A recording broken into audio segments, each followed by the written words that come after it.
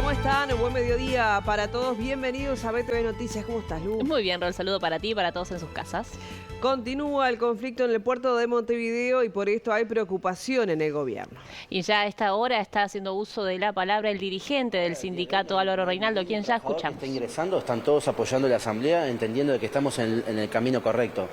El día de mañana, si no hay convenio colectivo, hay trabajadores que van a perder beneficios, jornales asegurados, pero también la empresa paga partidas por tareas que se hacen fuera de lo que son las categorías por consejo de salarios, que todas esas tareas también van a caer, porque si caen las partidas adicionales, caerán todas esas tareas. Entonces la empresa sabrá y estará planificando cómo pretenderá trabajar sin un convenio colectivo. ¿Qué pasa con la convocatoria? ¿Qué se le dijo? ¿Que se los convocaba a torre ejecutiva para dialogar o para dar a conocer alguna nueva propuesta?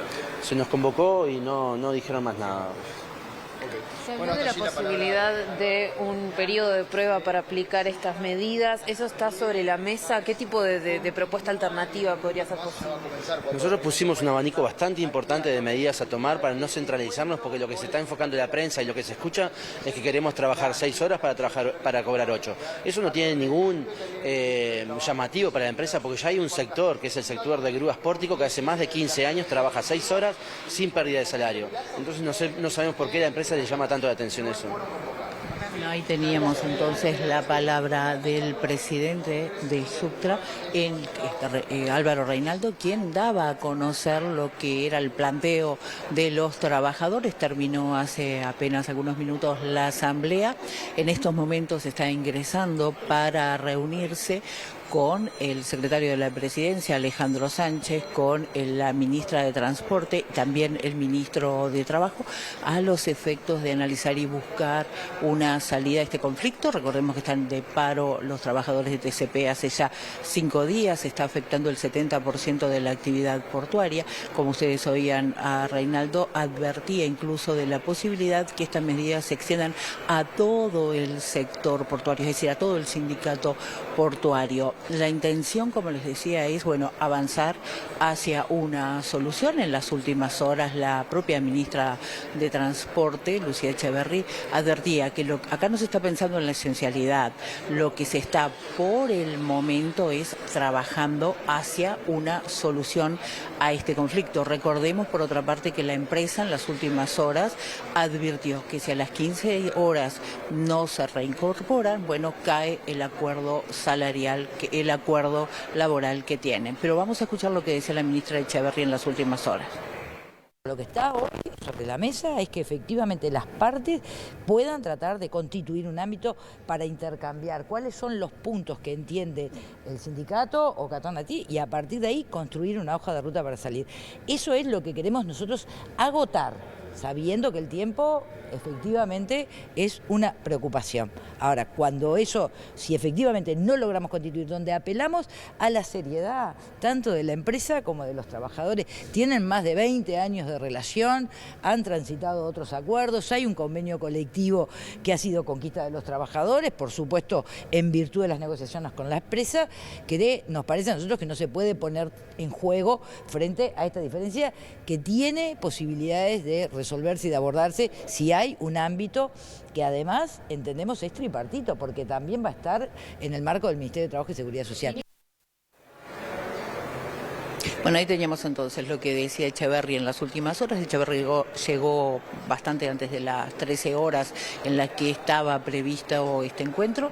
Veremos qué sucede y recordemos que este conflicto, como les decía, data desde hace 5 días, puede extenderse si no hay una solución a todo el sector portuario, no solo en Montevideo, sino también a puertos en el interior del país. Lo ha señalado el propio Reinaldo, quien por otra parte ha remarcado que los planteos de ellos con este nuevo sistema que se está instrumentando por parte de la terminal Cuenca del Plata no pasa solo por ese planteo, tampoco pasa solo por la reducción de la jornada laboral, como han señalado ellos, que pretenden que se baje de 8 a 6 horas. Así que ahora hay que aguardar a ver qué ocurre con este encuentro que, como les digo, va a estar el secretario de la Presidencia, los ministros de Transporte, de Trabajo y también los integrantes del sindicato portuario. Bien, Ro, quedamos atentas a las novedades que puedan surgir desde allí. Para seguir en tema, nos vamos ahora al Parlamento, porque hay novedades, ya nos las cuenta Roberto Riolfo. ¿Cómo estás, Ro? ¿Qué tal, compañeras? Muy buen mediodía para ustedes. Bueno, justamente intensa la movida aquí en el Senado de la República. Está sesionando el Pleno con otro tema, pero vamos a seguir en tema, como decía Rosario Lema allí de Torre Ejecutiva. También el conflicto del puerto llegó aquí al Parlamento Nacional, específicamente al Senado. Para dar un poquito de contexto, este conflicto comenzó el día jueves de los trabajadores de la terminal Cuenca del Plata con la empresa justamente. Bueno, es un tema que perjudica a toda la cadena productiva, desde los productores y hasta el sector agroexportador, toda la cadena, y se pierden miles de dólares por minuto, según nos decían algunos especialistas aquí en el Parlamento. Quien concurrió esta mañana aquí fue el integrante del directorio de la Administración Nacional de Puertos por la oposición, me refiero a Jorge Gandini. Se reunió con bancada de senadores de Colorados y Blancos para explicar, dar un informe de lo que está sucediendo allí en el puerto. También, a modo de ilustración, decirles que la terminal Cuenca del Plata es especialista en el manejo de contenedores y, valga la redundancia, maneja el 70% del movimiento del puerto. Por eso es bien importante y está desvelando no solo al Poder Ejecutivo, sino también aquí al Legislativo. Vamos a escuchar entonces lo que decía Gandini tras comparecer con los senadores blancos y colorados. Nunca hubo un conflicto más allá de 72 horas en la terminal. Llevamos 6 días. Esto ha generado pérdidas importantes para los trabajadores, para los exportadores e importadores.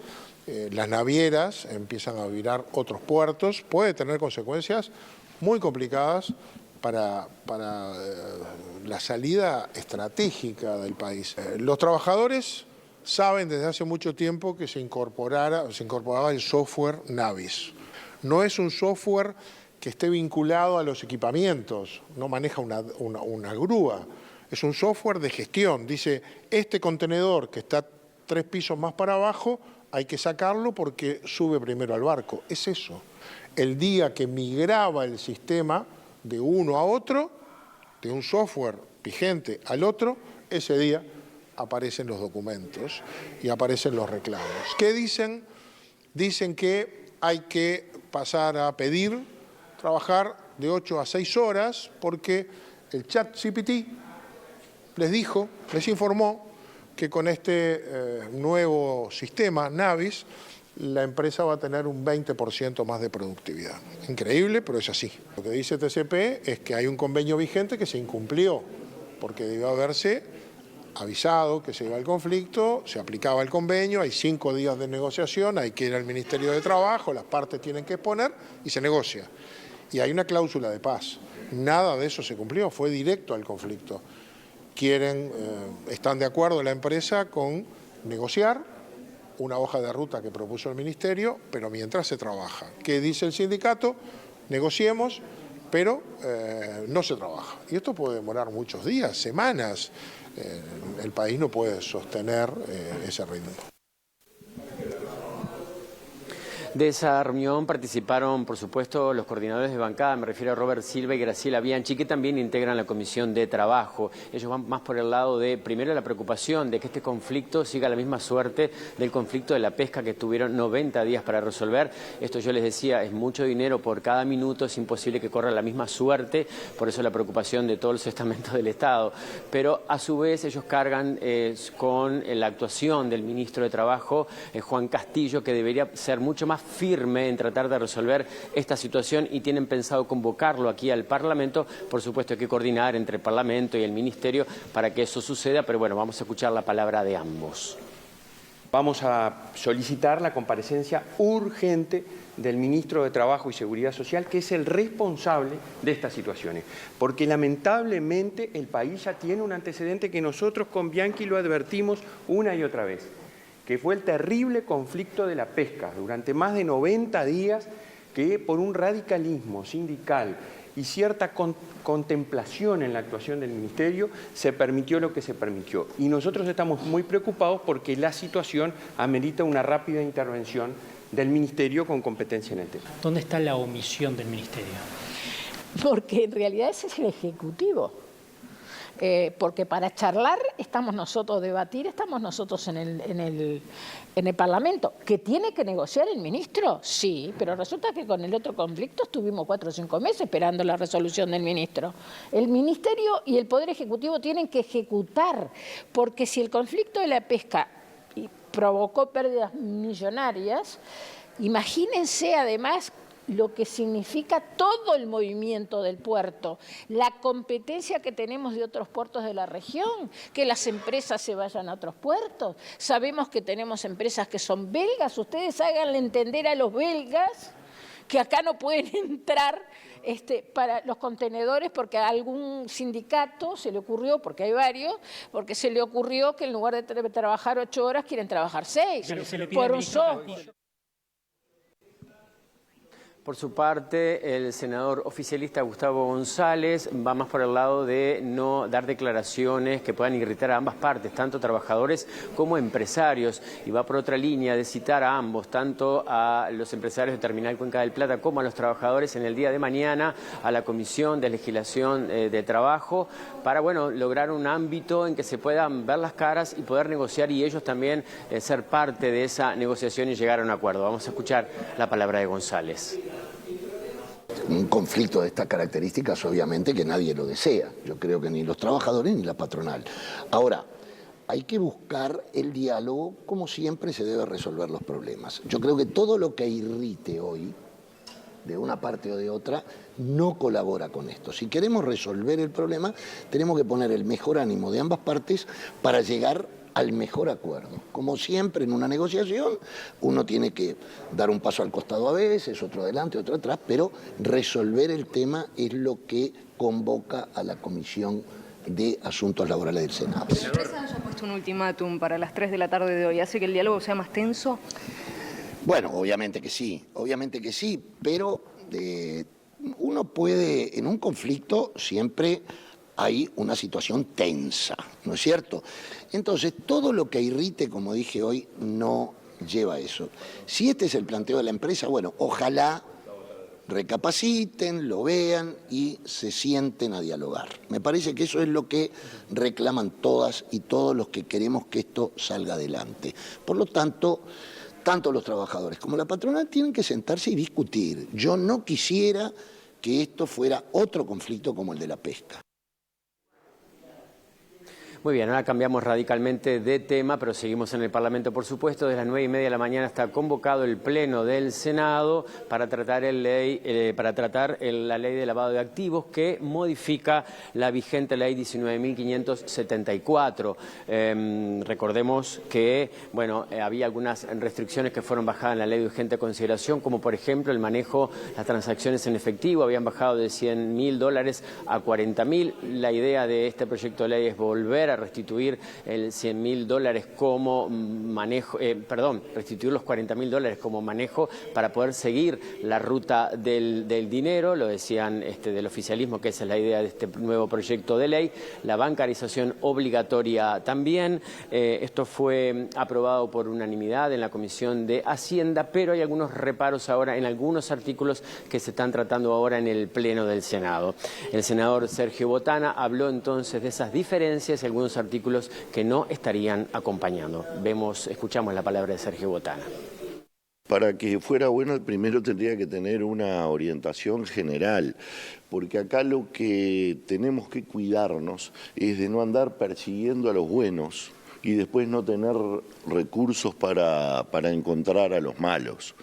Acá estas leyes no dan resultado porque vivimos generando inconvenientes y trancas para la actividad de la gente honrada y de trabajo en este país, a la cual le ponemos cada día más pasos, más costos, más burocracia, y después no tenemos ni tiempo de los recursos humanos, ni gente capacitada, ni instrumentos legales para perseguir a los que hay que perseguir, que son los que de verdad andan lavando dinero. Por su parte, la presidenta de la Comisión de Hacienda, la oficialista Betiana Díaz, también habló con la prensa y dijo lo importante de los cambios y, por supuesto, para que estos cambios tengan asidero y sean efectivos, habría que también fortalecer los recursos para la Fiscalía de lavado de activos, algo que también nos dijo se está tratando en este momento. No quiso hablar de ese tema, profundizar, porque sabemos que el presupuesto se está tratando en diputados y también se está tratando el fortalecer un poco a la Fiscalía económicamente y con recursos para que sea más efectiva. Vamos a escuchar entonces la palabra de Betiana Díaz.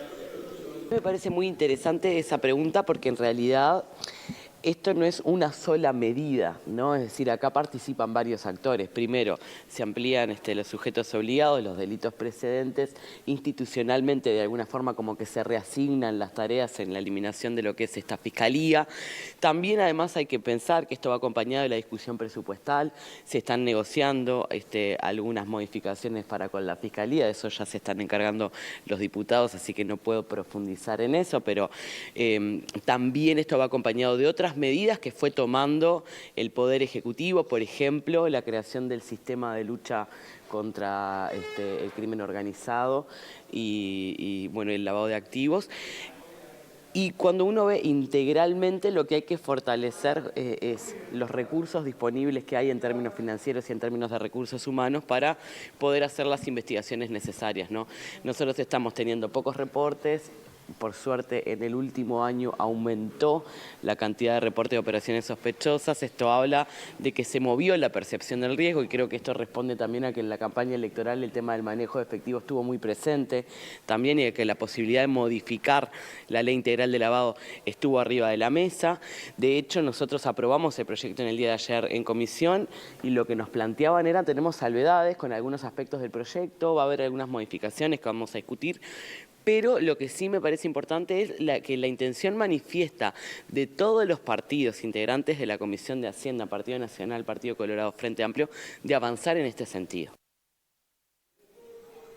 Bien, la oposición también reclamaba más tiempo para analizar este proyecto de ley, que es bien importante para nuestro país, pero recordemos que ya estaba en el Parlamento, se aceleró su tratamiento después del atentado a la casa de la fiscal de la Nación subrogante, Mónica Ferrero, y por eso entonces se está tratando desde las 9:30 de la mañana con varios cuartos intermedios, pero ahora se retomó la sesión, se está tratando en este momento en el Pleno del Senado. Yo quedo aquí entonces, si hay alguna novedad, las vuelvo a convocar. Adelante, compañeros. Por supuesto, guardamos por ello entonces, Robert, de ser necesario. Avanzamos con otros asuntos porque el Banco Central del Uruguay aprobó por unanimidad la reducción de la tasa de interés en 50 puntos básicos. Guillermo Tolosa, presidente de la institución, dijo que esto fortalece la institucionalidad del país. El Comité de Política Monetaria del Banco Central del Uruguay aprobó por unanimidad la reducción de la tasa de política monetaria en 50 puntos básicos, desde 8,75 a 8,25%. Con esta decisión se modera el sesgo contractivo de la política monetaria y transita gradualmente hacia la instancia neutral. En un video institucional difundido en las redes sociales del banco, se explicó la coyuntura internacional y las razones detrás de esta decisión. Los precios en Uruguay están subiendo menos y de una manera más equilibrada. Eso genera confianza, eso protege el poder adquisitivo y eso fortalece la competitividad del país.